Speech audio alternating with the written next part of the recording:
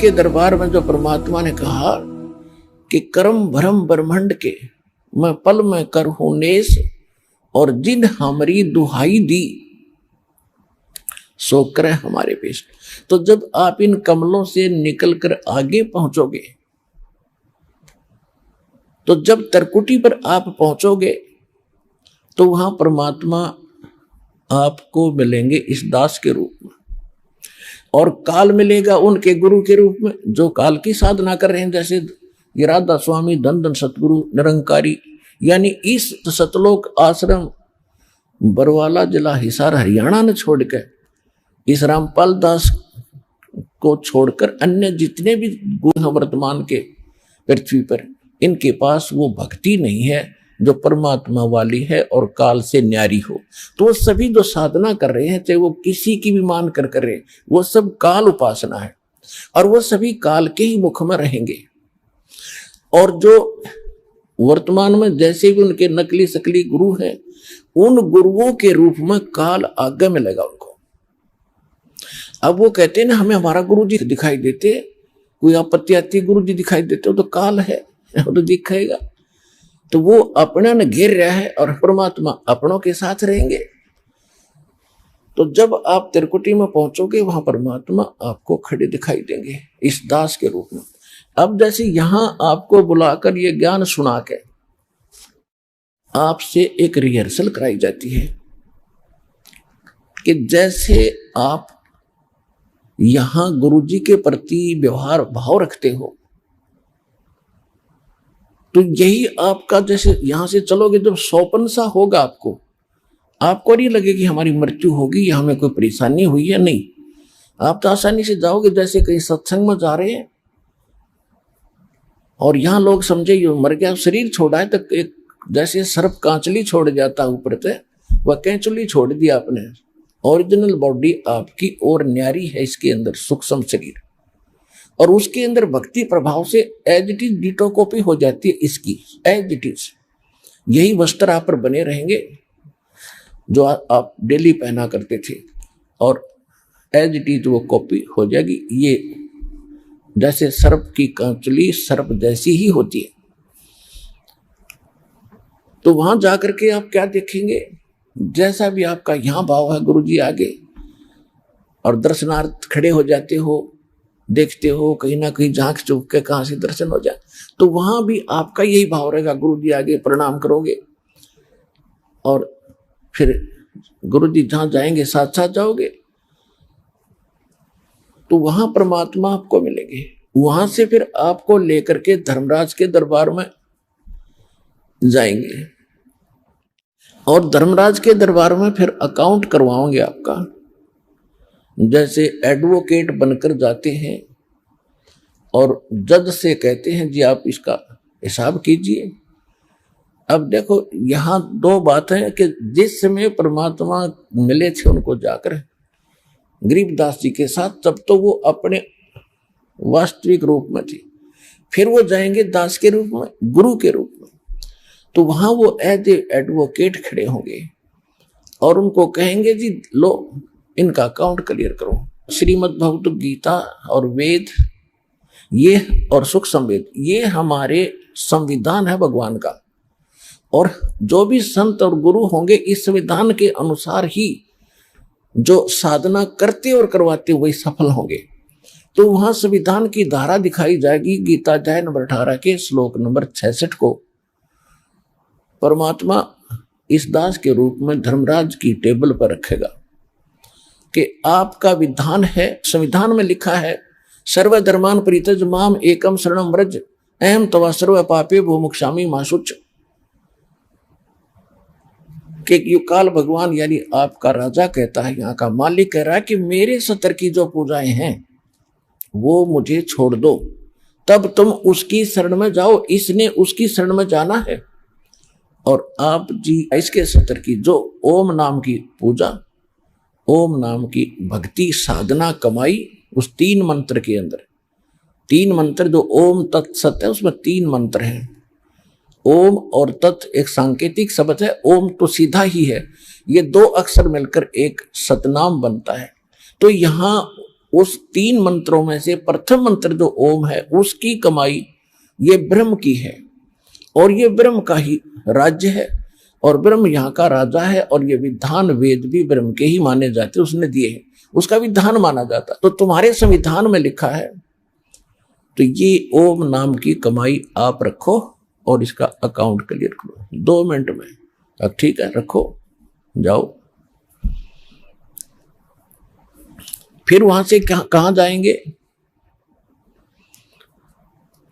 अब त्रिकुटी से आगे फिर आपको लेके चलेंगे परमात्मा, साथ जाएंगे इस दास के रूप में, और आपको कहा जाएगा कि ये सतनाम का जाप करो, तीनों मंत्रों का जाप अब शुरू कीजिए।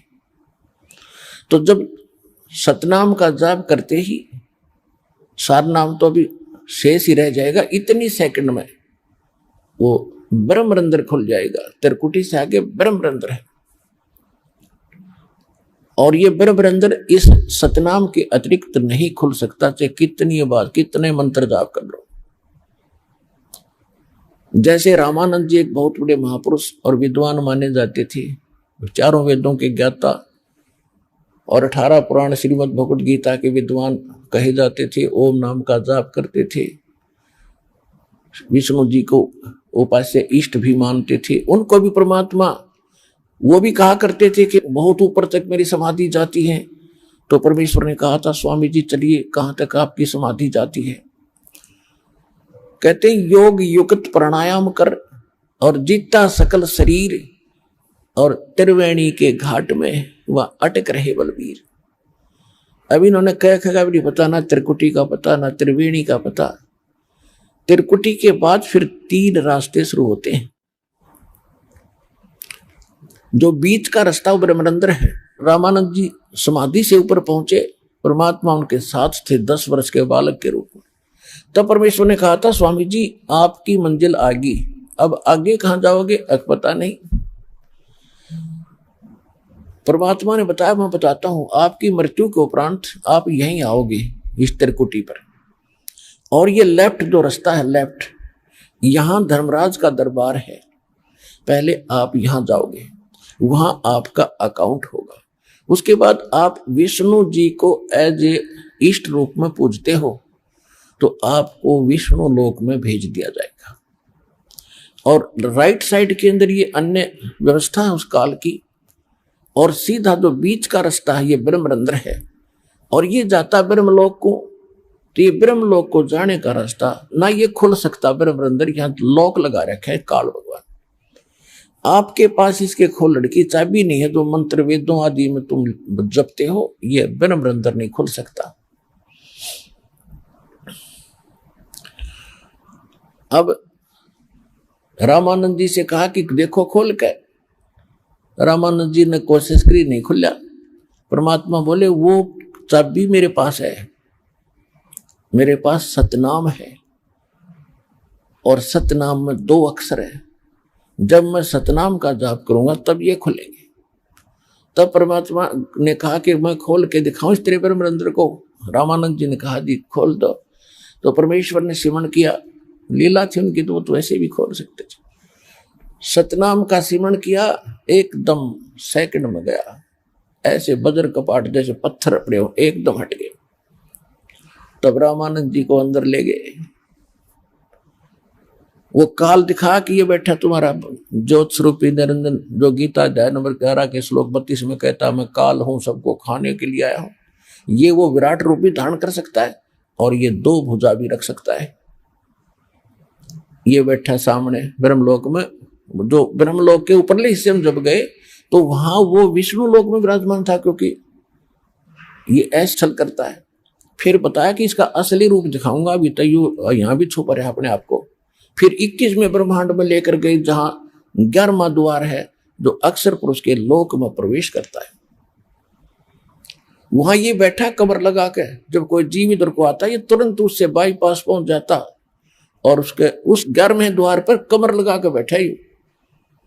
इतना सतर्क है को कोई जीव यहां से निकल ना जाए, इसने घेर रखा आपको।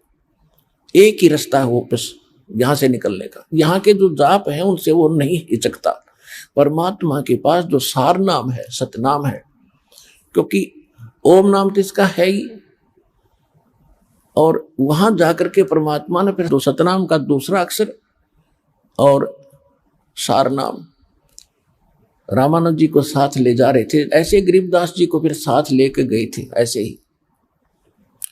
तो जो ही उन्होंने वहां जाकर के परमात्मा ने कहा कि ये बैठा तुम्हारा वो भगवान जिसको तुम निराकार कहते हो, जिसको तुम ब्रह्म कहते हो, ओछा माथा, काला विकराल शरीर, लंबे दांत, अगले 2 दांत बहुत बड़े और पीछे बड़े बड़े बाल उसके। तो कहने कि ये बैठा हो तुम्हारा ज्योत स्वरूपी निरंजन, उसके चेहरे देख के कलेजा फट जा। तो परमात्मा ने सेवन किया सतनाम और सारनाम का, यानी सतनाम के दूसरे अक्षर का, तत् और सत दोनों जाप किए। उसका एकदम मत्था ऐसे जमीन पर जा लगा और वो रास्ता खुल गया जिसने वो रोके बैठा 11वें द्वार, उसके सिर पे पैर रख के और उस 11वें द्वार को पार करते अंदर जाते हो, फिर बैठ जाता, कोई और ना निकल जाए तो गया सो गया। ये इतना स्ट्रक है। तो कहने का भाव ये है कि जब इस तरह की प्रक्रिया सबके साथ होगी, जो परमात्मा जैसे जैसे जिन भी महापुरुषों को लेगी वो ऐसे ही लेकर गए थे, तो ऐसे ही गरीबदास जी को परमात्मा लेकर गए। धर्मराज के दरबार में जो प्रसंग चल रहा था उसके बाद कहा था कि हाँ, जिन हमरी दो ही दिसो करो हमारे पेश। मान ले कोई भूल चूक पहुंच गया वहां पर और उनको पकड़ लेगी यम के दूत, और आप कहोगे कि जी हम तो कबीर साहब के परमात्मा के भक्त हैं और आप हमारा अकाउंट नहीं ले सकते, विनम्र भाव से, तो वो सतर्क होगा परमात्मा का जिक्र आते ही, और वो देखेगा पुनः अपनी फाइल को और फिर कहेगा भी इसको वहां छोड़ के आओ, यहाँ नहीं। कहाँ? त्रिकुटी के ऊपर जो परमात्मा का विशेष स्थान राजदूत भवन है।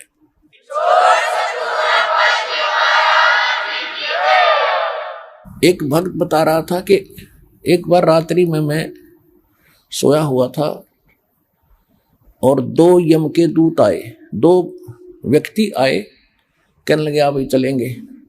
मैं उनके साथ हो लिया, चलो। अब काफी ऊपर ले गए मुझे। मैंने पूछा भी कहाँ ले जा रहे हो? कि चल आगे बताएंगे तेरे को। मैं चला गया, जब थोड़ी सी दूर रह गया धर्मराज का दरबार, तो मैंने कहा कि तुम यम के दूत हो क्या?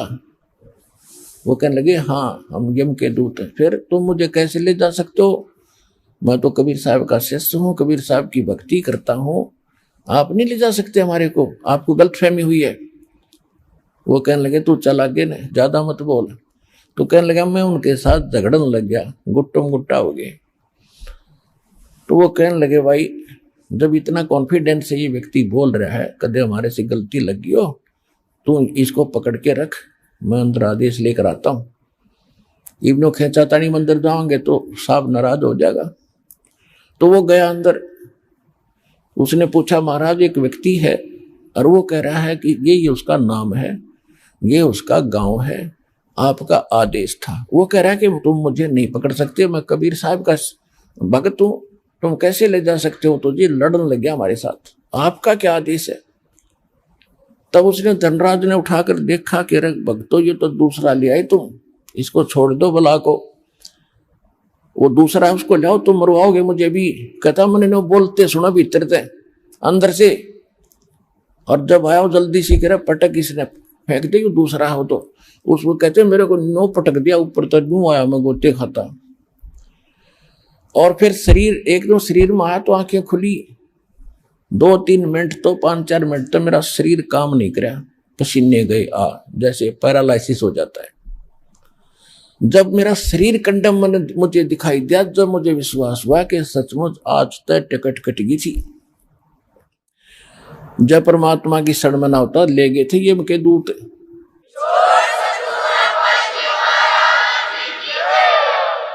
तब मुझे विश्वास हुआ कि ये सौपन नहीं या सच्ची बात थी, बात बिगड़ गई थी, कती है भगवान। तो उसके बाद तो इतना दृढ़ विश्वास हो गया। तो पुण्यात्मा परमात्मा स्वयं भी कह रहे हैं और बहुत से प्रमाण भी आपको साक्षी करके दिखाएंगे बहुत से भगत भी बताते हैं कि ऐसा ऐसा हुआ, फिर भगवान आए उनको छुड़वा दिया कि तुम नहीं ले जा सकते, इसकी उम्र हमने बढ़ा दी है। जम जो राजा से डरे और मिटे कर्म के लेख, अदली असल कबीर हैं ये कुल के सतगुरु एक। मासा घटे न तिल बजे विद ना लिखे जो लेख, और सच्चा सतगुरु बैठ कर वही ऊपर मार दे मेख। और परमात्मा भी कहते हैं कर्म भ्रम ब्रह्मंड के में पल में कर हूं नेस, और जिन हमारी दो ही दही दुहाई दी सो करो हमारे पेश। अब कहने का भाव यह है कि गरीबदास जी को परमात्मा ले गए, ये सब व्यवस्था दिखा करके अपने बर में द्वार को पार करके तब सतलोक में प्रवेश किया। अभी तक कोई 10वां द्वार तो ऊपर कोई जाने नहीं था। और एक यो जम्मू के अंदर है रांजड़ी में मधु परमहंस जी, उसने कितने 11वां द्वार देख लिया कबीर सागर में। वो छाती कूटे, मेरे से बड़ा कोई ज्ञान नहीं, 11वां द्वार किसी ने आज तक नहीं बताया। ये तो हल्दी की गांठ पाकर पंसारी बन गए। जब नाम में भक्ति का ठीक नहीं तो 11वां द्वार पढ़ लिया, उससे क्या होगा, चाहे 12वां भी पढ़ लेता। वो उनको पार करने के लिए वो चाबी तो है नहीं जिनको खोल कर आगे जाएंगे हम। वो तो सतनाम और सारनाम है, आदि नाम उसी को कहते हैं, सार नाम को। वो कोई अन्य मंत्र है, जिनको प्राप्त है उनको ज्ञान है। गरीबदास साहिब जी की वाणी आपको दास ने सुनाई थी कि असंग जन्म तन मरत्या होगे, और जीवित क्यों नाम रह रे, और 12 दरमद महल मठ बोरे, फिर बहुर ना दे धरे रे। 12वें द्वार को पार करके वो मठ यानी वो स्थान, वो धाम है जहां जाने के बाद फिर जन्म मृत्यु नहीं होती।